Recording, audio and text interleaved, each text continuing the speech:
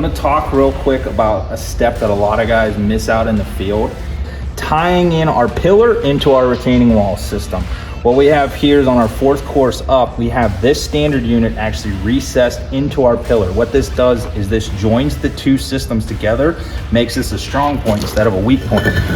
You zoom in here, you can see we cracked off the back 2 inches of a standard unit to make it a little bit skinnier, and we slid it into the pillar. You're never gonna see this back here because we're gonna have our soil and our mulch and plants, but this tie-in strengthens this to a point where it is inseparable from each other. This wall, imagine, is 4 feet. We want to tie it into this pillar at least once, maybe twice.